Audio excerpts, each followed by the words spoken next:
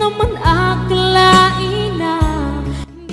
Narito tayo ngayon upang matunghayan ang talaga namang napakainit, nagbabaga at sobrang nagtitrending na latest issue sa pagitan ni Ate Erica at ng kanyang pamilya. Sa pagpapatuloy ng ating istorya ay pumunta si Kalingap Val Santos Matubang sa dating bahay muli nila Ate Erica nang sa ganon ay ma-interview muli si Lolo Miguel na lolo ni Ate Erica. Napakaraming isyu nga ang kumakalat at sinasabi na tinulungan daw ng e-lovers sila Tatay Miguel at binigyan daw nila ito ng bangka. Ngunit ang katunayan ay hindi e-lovers ang nagbigay ng bangka kay Lolo Miguel, kundi hindi ang Kalingap team. Yan. So yan po mga Kalingap po. Yan na po yung bangka oh. Pininturahan ko nga yung po, ilalimin at ko ng Team Kalingap. Yan.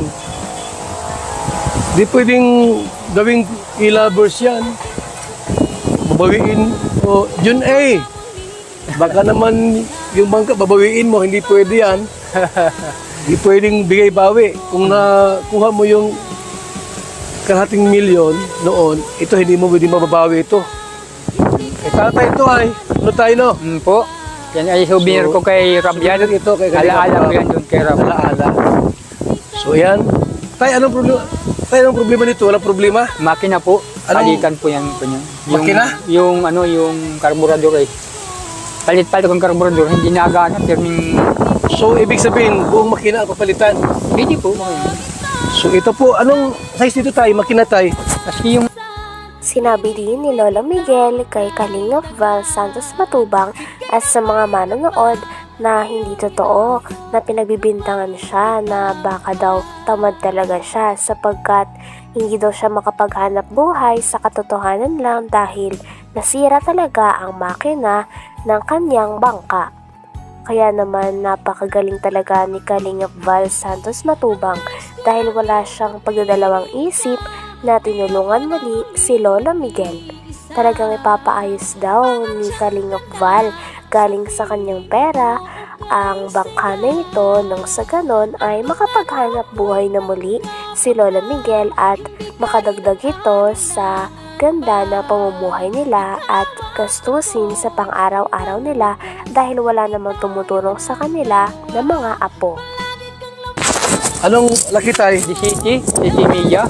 Ha? City Media. 7.30 na hundang makina? Yung pong makina naroon sa bahay, tiyanggal ko. Tinanggal mo. Yung Kimbo, tiyanggal ko po. So, ang ganda ng dagat natin, oh, mga Kalingap, oh. Yan, oh, yung dagat, oh. At, napakagandang lugar dito, mga kaibigan. Napakalamig ng simoy ng hangin. At mahangin dito. So, ito na yung bangka po. Ito na po, may problema lang sa makina. Bakit na nagka-problema sa makina tayo? Nasira po yung ano, yung karburador. Binibirag Nasira yung? karburador po. Karburador? Pinalitan ko, yung pa din. Okay. So, okay lang po yan kasi makina yan eh. Tao nga, nasisira, makina pa kaya. Diba? Ito po yan. So, ito na po ang, yung mga nagtatanong po, ito yung bangka ni Tatay. Pagawa ng Team Kalingap. Walang pwedeng kumuha nito. Magkakadimandahan tayo pag may bumawi nito. Ang bigay-bigay po yan. Parang regalo sa birthday. Binigay, babawiin nyo. Sinabi pa dito ni Kalingap Val Santos Matubang na ang mga binibigay daw ng Kalingap ay never daw yan binabawi. Dahil once na nagbigay ka sa isang tao ng tulong, ay dapat sigurado ka at wala nang bawian. Dahil umaasa din ng mga tao dito. Hinalimbawa pa nga ni Kalingap Val na paano kung nagbigay ka ng isang ice cream at gusto mong bawiin. Ito daw ay tunaw na, kaya paano pa ito mababawi? Grabe at napakagaling talaga ni Kalingap Val dahil yung mga tinutulungan niya ay talagang umaasenso sa buhay at wala itong halong pambabawi. Dahil ang nais nila ay matulungan ang mga tao nangangailangan at bukal sa kanilang puso ang pagtulong sa bawat tao na kanilang tinutulungan, pinapabahayan at pinibigyan ng mga pagkain at mga gamit. Pag may bumawi nito, ang bigay-bigay po yan. Parang regalo sa birthday, binigay, babawiin nyo. Paano kung pagkain yung binigay, ice cream, tunaw na, babawiin ninyo? Hindi pwede po, walang bigay-bawi sa Kalingap. Ito po ay, yan. Kita niyo po yung bangka na yan? Yan na po yan. Ayan, Yan baga po. may Team Kalingap. Team Kalingap. Oh, yung makina po, ang ipapaayos po natin para bagong-bago. Diyan ka tayo nanguhulang isda. So, unahan pa po yan. Unahan pa niyang bundok Ikaw niya. lang mag-isa. Yung panganay kong lalaki. Okay. So, yan po ha. Ito na yung bangka po.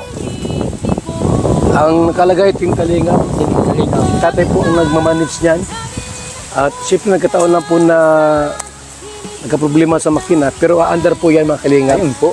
Under rin po natin yan. Makina lang ang wala niyan. So, walang problema yan tay. Punta tayo. Tayo pabalik doon muli.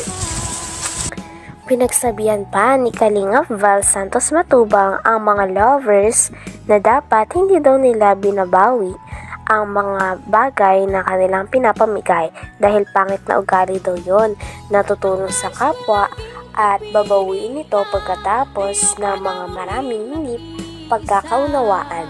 Once na nagbigay ka sa tao ay dapat sigurado ka na at wala na itong bawian dahil hindi naman nila pinilit na tulungan mo sila. Grabe at napakabait talaga ni Kalingap Val dahil patuloy niya pa rin tinutulungan si Lola Miguel.